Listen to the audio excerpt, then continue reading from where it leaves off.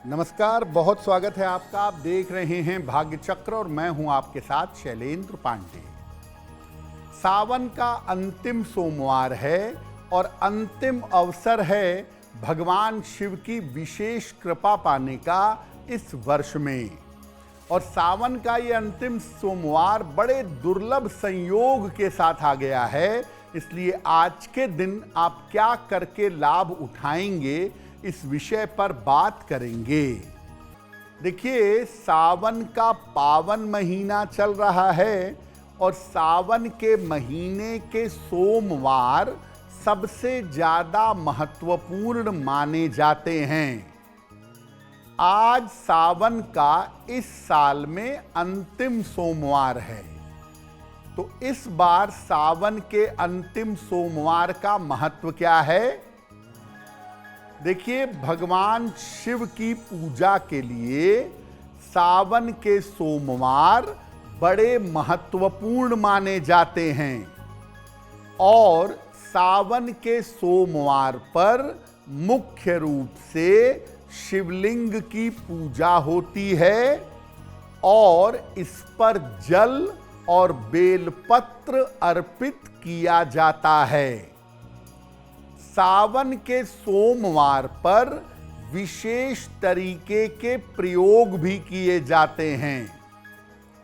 सावन का अंतिम सोमवार इस साल शिव कृपा प्राप्त करने का अंतिम अवसर है, यानी आज के दिन को चूकना नहीं है। आज के दिन साधना पूजा जरूर करनी है और आज के अवसर पर आप अपनी कामनाओं को पूरा करने का अंतिम प्रयास कर सकते हैं।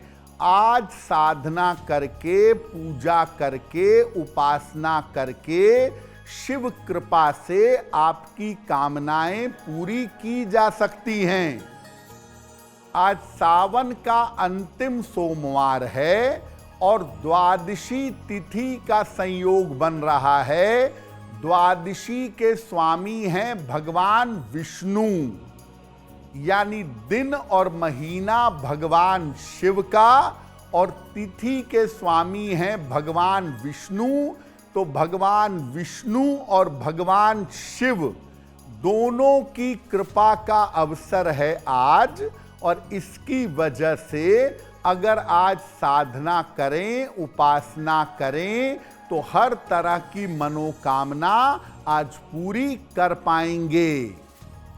अगर आपने सावन में कोई पूजा उपासना नहीं की है, तो कम से कम आज के दिन भगवान शिव को जल चढ़ाइए, भगवान शिव की पूजा करिए और अपनी प्रार्थना करिए, आपको लाभ होगा। अब आपको बताते हैं कि आज सावन का सोमवार है। आज सरल तरीके से भगवान शिव की पूजा कैसे करेंगे? प्रातः काल 12 बजे के पहले या प्रदोष काल में सूर्यास्त के 24 मिनट पहले और 24 मिनट बाद के समय में स्नान करने के बाद प्रदोष काल में या प्रातः शिव जी के मंदिर जाएं। घर से मंदिर तक नंगे पैर जाइएगा और घर से ही लोटे में जल भर कर के ले जाएं। मंदिर का जल मंदिर में ही मत चढ़ाइए। मंदिर जाकर शिवलिंग पर जल अर्पित करें। अगर पुरुष हैं तो भगवान को साष्टांग करें, अगर महिला हैं तो अर्ध साष्टांग करेंगी। इसके बाद मंदिर में खड़े होकर या कहीं पर बैठ के मंदिर में ही शिव मंत्र का 108 बार जप करिएगा, नमः शिवाय का। दिन में केवल फलाहार ग्रहण करें, फल और दूध का ही सेवन करें। शाम के समय सूर्यास्त के बाद भगवान शिव के मंत्रों का फिर से जप करिएगा और इसके बाद कपूर जलाकर भगवान शिव की आरती करिएगा। जब आपकी शाम की पूजा समाप्त हो जाए तो केवल जलीय आहार, लिक्विड या बहुत जरूरत है तो फल का सेवन करें। अगले दिन यानी मंगलवार को प्रातः उठ करके नहा करके किसी गरीब आदमी को अन्न का या वस्त्र का दान करिएगा और तब जाकर अपना व्रत समाप्त करिएगा।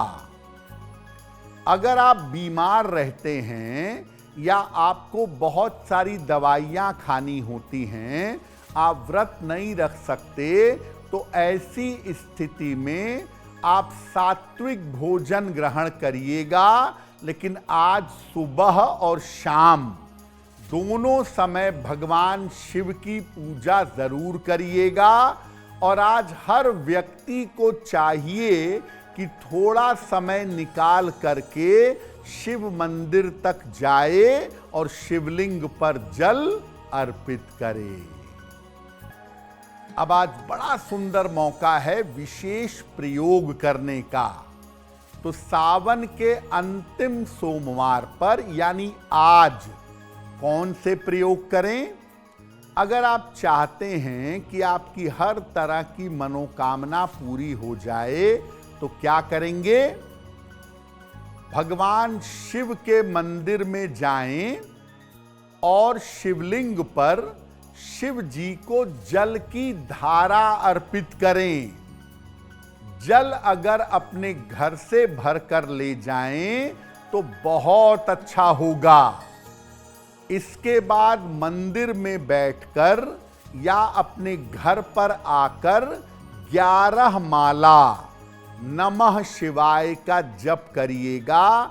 11 गुणे 108 बार नमः शिवाय का जप करें। आज कोई भी व्यक्ति अगर शिवलिंग पर जल चढ़ाकर अधिक से अधिक नमः शिवाय का जप करेगा तो उसकी कामना अवश्य पूरी होगी। अगर आप चाहते हैं या चाहती हैं कि आपका विवाह जल्दी हो जाए तो सावन के अंतिम सोमवार पर क्या उपाय करेंगे? आज शिव जी के मंदिर जाकर शिव जी को सुगंध और जल अर्पित करिएगा। चंदन की सुगंध या गुलाब की सुगंध अर्पित करना अच्छा होगा। केवड़े की सुगंध अर्पित मत करिएगा। इसके बाद मंदिर में बैठकर या घर पर आकर ओम पार्वती पतये नमः, ओम पार्वती पतये नमः इस मंत्र का 11 माला जप करिएगा और प्रार्थना करिएगा कि आपका विवाह शीघ्र हो। अगर ये छोटा सा उपाय आज किसी भी समय करें और मंत्र का जप करके प्रार्थना करें, आपका विवाह जल्दी होगा। अब ये जानते हैं कि अगर आपको संतान सुख चाहिए तो सावन के अंतिम सोमवार पर क्या करेंगे? शिव जी को खीर का भोग लगाइए। चावल की खीर गाय के दूध में बनाकर अच्छी तरीके से पकाकर शिव जी को खीर का भोग लगाइए। घी के 9 दीपक जलाइए और इसके बाद ओम शं शंकराय नमः, ओम शं शंकराय नमः इस मंत्र का कम से कम 11 माला जप करिएगा। मंदिर में भोग लगाकर वहां दीपक जलाकर भी ऐसा कर सकते हैं और घर पर भी भोग लगाकर 9 दीपक जलाकर उसके बाद भी ये प्रयोग आप कर सकते हैं। संतान सुख की प्राप्ति आपको अवश्य होगी। अगर आप बीमार रहते हैं, स्वास्थ्य को बेहतर करना चाहते हैं, या घर में कोई बड़े कष्ट में है, उसके स्वास्थ्य को बेहतर करना चाहते हैं, तो क्या करेंगे? शिव जी के मंदिर जाइए, शिवलिंग पर पहले 108 बेलपत्र चढ़ाइए, या एक ही बेलपत्र को जल से धो धोकर 108 बार चढ़ाइएगा। इसके बाद जल की धारा अर्पित करिए, और जल धारा अर्पित करने के बाद ओम जूं सह माम पालय पालय, ओम जूं सह माम पालय पालय, इस मंत्र का 11 माला जप करेंगे। आप बेलपत्र और जल चढ़ा के अपने घर आ सकते हैं, और उसके बाद घर पर 11 माला इस मंत्र का जप करिए, अपने लिए या कोई बीमार है तो उसके लिए। स्वास्थ्य में और जीवन में सुधार होना शुरू हो जाएगा। अगर आपको अपार धन का लाभ चाहिए, आपकी आर्थिक स्थिति में दिक्कत है और आप धन का लाभ चाहते हैं, तो क्या करेंगे? थोड़ा सा पंचामृत, दूध, दही, शहद, शक्कर और घी, इसको मिला के थोड़ा सा पंचामृत बनाइए और पंचामृत ले जाके शिवलिंग पर अर्पित करिए। इसके बाद जल की धारा चढ़ाइएगा। पंचामृत अर्पित करने के बाद, जल की धारा चढ़ाने के बाद ओम नमः शंभवाय, ओम नमः शंभवाय, इस मंत्र का 11 माला जप करिएगा। अगर आप ऐसा कर लेते हैं तो निश्चित रूप से आपकी आर्थिक मुश्किलें दूर होंगी।